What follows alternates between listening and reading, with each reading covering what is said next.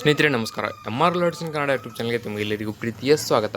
ನೋಡಿ, ಇವತ್ತಿನ ಈ ಒಂದು ವಿಡಿಯೋದಲ್ಲಿ ನಾನು ನಿಮಗೆ ತಿಳಿಸ್ಕೊಡ್ತಾ ಇದ್ದೀನಿ ಅಂತಂದರೆ, ಇಲ್ಲಿ IBPS ಮೂಲಕ ಹೊಸ ಕಸ್ಟಮರ್ ಸರ್ವಿಸ್ ಅಸೋಸಿಯೇಷನ್ ಮತ್ತು ಕ್ಲರ್ಕ್ ಪೋಸ್ಟ್ಗಳನ್ನು ಕಾಲ್ಫರ್ ಮಾಡಲಾಗಿದೆ.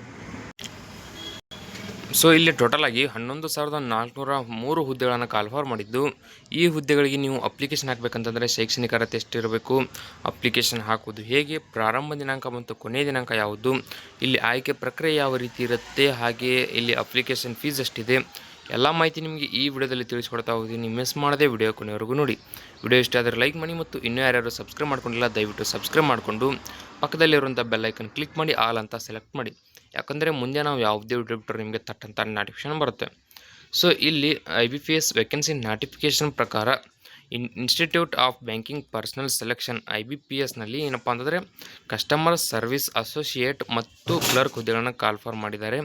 ಸೊ ಇಲ್ಲಿ ಜಾಬ್ ಲೊಕೇಶನ್ ನೋಡಿ ಆಲ್ ಓವರ್ ಇಂಡಿಯಾ ಇರುತ್ತೆ. ಒಟ್ಟು ಟೋಟಲ್ ಆಗಿ 11,403 ಹುದ್ದೆಗಳನ್ನು ಕಾಲ್ಫರ್ ಮಾಡಿದ್ದಾರೆ.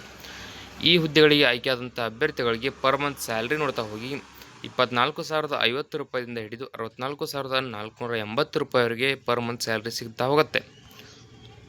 ಸೊ ಇಲ್ಲಿ IBPS ರಿಕ್ರೂಟ್ಮೆಂಟ್ ಪ್ರಕಾರ ಎಲಿಜಿಬಿಲಿಟಿ ಡೀಟೇಲ್ಸ್ಗಳನ್ನು ನೋಡ್ತಾ ಹೋದರೆ, ಅಂದರೆ ಯಾವ ಅಭ್ಯರ್ಥಿಗಳು ಇಲ್ಲಿ ಅಪ್ಲಿಕೇಶನ್ ಹಾಕ್ಬೋದು ಅಂತ ನೋಡ್ತಾ ಹೋಗಿ, ಇಲ್ಲಿ ಏನಂತಂದರೆ ನೋಡಿ, IBPS ನೋಟಿಫಿಕೇಶನ್ ಪ್ರಕಾರ ಗ್ರ್ಯಾಜುಯೇಷನ್ ಕಂಪ್ಲೀಟ್ ಮಾಡಿದ ಅಭ್ಯರ್ಥಿಗಳು ಅಪ್ಲಿಕೇಶನ್ ಹಾಕ್ಬೋದು. ಸೊ ಏಜ್ ಲಿಮಿಟನ್ನು ನೋಡ್ತಾ ಹೋದರೆ ಮಿನಿಮಮ್ 20 ವರ್ಷದಿಂದ ಹಿಡಿದು ಮ್ಯಾಕ್ಸಿಮಮ್ 28 ವರ್ಷದ ಒಳಗೆ ಇರತಕ್ಕಂತಹ ಅಭ್ಯರ್ಥಿಗಳು ಅಪ್ಲಿಕೇಶನ್ ಹಾಕ್ಬೋದು. ಹಾಗೆ ಇಲ್ಲಿ ಏಜ್ ರಿಲ್ಯಾಕ್ಸೇಷನ್ ಕೂಡ ಇದೆ ನೋಡ್ತಾ ಹೋಗಿ. ಏಜ್ ರಿಲ್ಯಾಕ್ಸೇಷನ್ ಬಗ್ಗೆ ಮಾಹಿತಿ ಬೇಕಂದರೆ ನೀವು ನೋಟಿಫಿಕೇಶನ್ ಓದ್ಕೋಬೋದು. ನೋಟಿಫಿಕೇಶನ್ ಬೇಕಪ್ಪ ಅಂತಂದರೆ ಇದೇ ವಿಡಿಯೋ ಕೆಳಗಡೆ ಡಿಸ್ಕ್ರಿಪ್ಷನಲ್ಲಿ ಟೆಲಿಗ್ರಾಮ್ ಚಾನಲ್ ಲಿಂಕ್ ಕೊಟ್ಟಿದ್ದೀನಿ, ಅದರ ಮೇಲೆ ಕ್ಲಿಕ್ ಮಾಡಿ ಜಾಯ್ನ್ ಆಗಿ ಅದರಲ್ಲಿ ನಿಮಗೆ ನೋಟಿಫಿಕೇಶನ್ ಸಿಗುತ್ತೆ. ಅದನ್ನು ಓದ್ಕೊಂಡು ನೀವು ಅರ್ಥ ಮಾಡಿಕೊಂಡು ಅಪ್ಲಿಕೇಶನ್ ಹಾಕ್ಬೋದು. ಸೊ ಅಪ್ಲಿಕೇಶನ್ ಫೀಸನ್ನು ಕೊಟ್ಟಿದ್ದಾರೆ, ಅದು ಕೂಡ ಕ್ಯಾಟಗರಿ ವೈಸ್ ಇದೆ, ಕರೆಕ್ಟಾಗಿ ನೋಡ್ಕೊಳ್ಳಿ. ಯಾವ ಕ್ಯಾಟಗರಿಯವರಿಗೆ ಎಷ್ಟು ಇದೆ ಅಂತಂದರೆ ನೋಡಿ, SC ST PWBD ಅಭ್ಯರ್ಥಿಗಳಿಗೆ 175 ರೂಪಾಯಿ ಇದೆ. ಉಳಿದಂಥ ಎಲ್ಲ ಅಭ್ಯರ್ಥಿಗಳಿಗೆ 850 ರೂಪಾಯಿನ ಇಟ್ಟಿದ್ದಾರೆ. ಸೊ ಈ ಒಂದು ಅಪ್ಲಿಕೇಶನ್ ಫೀಸನ್ನು ನೀವು ಆನ್ಲೈನ್ ಮೂಲಕ ಪೇ ಮಾಡಬೇಕಾಗುತ್ತೆ. ಇಲ್ಲಿ ಸೆಲೆಕ್ಷನ್ ಪ್ರೊಸೆಸ್ ಆಯ್ಕೆ ಪ್ರಕ್ರಿಯೆ ಯಾವ ರೀತಿ ಇದೆ ಅಂತಂದರೆ, ಮೊದಲಿಗೆ ಆನ್ಲೈನ್ ಮೂಲಕ ಪ್ರಿಲಿಮಿನರಿ ಎಕ್ಸಾಮನ್ನು ನಡೆಸಲಾಗುತ್ತೆ. ಪ್ರಿಲಿಮಿನರಿ ಎಕ್ಸಾಮ್ ಪಾಸ್ ಆದಂಥ ಅಭ್ಯರ್ಥಿಗಳಿಗೆ ಆನ್ಲೈನ್ ಮೂಲಕ ಮೇನ್ ಎಕ್ಸಾಮನ್ನು ನಡೆಸಲಾಗುತ್ತೆ. ಇಲ್ಲಿ ನೋಡಿ, ಆನ್ಲೈನ್ ಮೂಲಕ ಮೇನ್ ಎಕ್ಸಾಮ್ ಏನಿರುತ್ತೆ ಅದರಲ್ಲಿ ಪಾಸ್ ಆದಂಥ ಅಭ್ಯರ್ಥಿಗಳನ್ನು ಲೋಕಲ್ ಲ್ಯಾಂಗ್ವೇಜ್ ಪ್ರೊಫಿಷಿಯನ್ಸಿ ಟೆಸ್ಟನ್ನು ನಡೆಸಲಾಗುತ್ತೆ. ಅಂದರೆ ಇಲ್ಲಿ LLPT ಅಂತ, ಈ ಒಂದು LLPT ಎಕ್ಸಾಮ್ನಲ್ಲಿ ಯಾರ್ಯಾರು ಪಾಸ್ ಆಗ್ತಾರೋ ಅಂತಹ ಅಭ್ಯರ್ಥಿಗಳನ್ನು ಡಾಕ್ಯುಮೆಂಟ್ ವೆರಿಫಿಕೇಷನ್ಗೆ ಕರೆಯಲಾಗುತ್ತೆ. ಸೊ ಡಾಕ್ಯುಮೆಂಟ್ ವೆರಿಫಿಕೇಷನ್ ಆದಂಥ ಅಭ್ಯರ್ಥಿಗಳನ್ನು ಮೆಡಿಕಲ್ ಎಕ್ಸಾಮಿನೇಷನ್ ನಡೆಸಲಾಗುತ್ತೆ. ಮೆಡಿಕಲ್ ಎಕ್ಸಾಮ್ನಲ್ಲಿ ಯಾರ್ಯಾರು ಪಾಸ್ ಆಗ್ತಾರೋ ಅಂಥ ಅಭ್ಯರ್ಥಿಗಳನ್ನು ಏನಪ್ಪ ಅಂದರೆ ಇಲ್ಲಿ ಆಯ್ಕೆ ಮಾಡಿ. ಸೊ ಹಾಗೆ ಇಲ್ಲಿ ಏನಪ್ಪ ಅಂದರೆ ಅಪ್ಲಿಕೇಶನ್ ಹಾಕುವ ಲಿಂಕ್ ಬೇಕಂದರೆ ಇದೇ ವಿಡಿಯೋ ಕೆಳಗಡೆ ಡಿಸ್ಕ್ರಿಪ್ಷನಲ್ಲಿ ಕೊಟ್ಟಿರ್ತೀನಿ, ಅದರ ಮೇಲೆ ಕ್ಲಿಕ್ ಮಾಡಿ ಡೈರೆಕ್ಟಾಗಿ ಅರ್ಜಿಯನ್ನು ಸಲ್ಲಿಸಿ.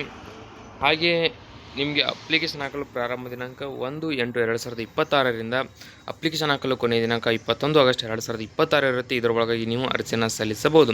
ಸೊ ಇಲ್ಲಿ ಆನ್ಲೈನ್ ಮೂಲಕ ಪ್ರಿಲಿಮಿನರಿ ಎಕ್ಸಾಮ್ ಏನಿದೆ ಅದು 10 ಮತ್ತು 11ನೇ ತಾರೀಕು ಅಕ್ಟೋಬರ್ನಲ್ಲಿ ನಡೆಸಲಾಗುತ್ತೆ. ಹಾಗೆ ಆನ್ಲೈನ್ ಮೇನ್ ಎಕ್ಸಾಮ್ ಏನಿದೆ ಅದನ್ನು 27 ಡಿಸೆಂಬರ್ 2026ರಂದು ನಡೆಸಲಾಗುತ್ತೆ. ಹಾಗೆ ಪ್ರೊವಿಷನಲ್ ಅಲಾಟ್ಮೆಂಟ್ ಮಾರ್ಚ್ 2027ರಲ್ಲಿ ನಡೆಸಲಾಗುತ್ತೆ. ಸೊ ಇದನ್ನು ಕರೆಕ್ಟಾಗಿ ನೆನಪಿಟ್ಕೊಳ್ಳಿ, ಇದನ್ನು ಅರ್ಥ ಮಾಡಿಕೊಂಡು ನೀವು ಅಪ್ಲಿಕೇಶನ್ ಹಾಕಿ. ಇಲ್ಲಪ್ಪ ಅಂತಂದರೆ ನೋಟಿಫಿಕೇಶನ್ ಓದಿ ಅಪ್ಲಿಕೇಶನ್ ಹಾಕ್ಬೋದು. ಆಲ್ರೆಡಿ ಹೇಳಿದ್ದೀನಿ ಏನಪ್ಪ ಅಂದರೆ ನಿಮಗೆ ನೋಟಿಫಿಕೇಶನ್ ಟೆಲಿಗ್ರಾಮ್ ಚಾನಲ್ನಲ್ಲಿ ಸಿಗುತ್ತೆ ಅಂತ. ಸೊ ಅಪ್ಲಿಕೇಶನ್ ಹಾಕೋ ಲಿಂಕ್ ಬೇಕಂದರೆ ಇದೇ ವಿಡಿಯೋ ಕೆಳಗಡೆ ಡಿಸ್ಕ್ರಿಪ್ಷನಲ್ಲಿ ಕೊಟ್ಟಿರ್ತೀನಿ, ಅದರ ಮೇಲೆ ಕ್ಲಿಕ್ ಮಾಡಿ ಡೈರೆಕ್ಟಾಗಿ ಅರ್ಜಿನ ಸಲ್ಲಿಸಿ. ಈ ಒಂದು ವಿಡಿಯೋದಲ್ಲಿ ಇಷ್ಟೇ ಇರುತ್ತೆ. ವಿಡಿಯೋದಲ್ಲಿ ನಿಮಗೆ ಏನಾದರೂ ಡೌಟ್ ಇದ್ದರೆ ಕಮೆಂಟ್ ಮಾಡಿ ಮತ್ತು ಇನ್ನೂ ಯಾರ್ಯಾರು ಸಬ್ಸ್ಕ್ರೈಬ್ ಮಾಡ್ಕೊಂಡಿಲ್ಲ ದಯವಿಟ್ಟು ಸಬ್ಸ್ಕ್ರೈಬ್ ಮಾಡಿಕೊಂಡು ಪಕ್ಕದಲ್ಲಿರುವಂಥ ಬೆಲ್ ಐಕನ್ ಕ್ಲಿಕ್ ಮಾಡಿ ಆಲ್ ಅಂತ ಸೆಲೆಕ್ಟ್ ಮಾಡಿ. ಯಾಕಂದರೆ ಮುಂದೆ ನಾವು ಯಾವುದೇ ವಿಡಿಯೋ ಬಿಟ್ಟರೆ ನಿಮಗೆ ತಟ್ಟಂತ ನೋಟಿಫಿಕೇಶನ್ ಬರುತ್ತೆ.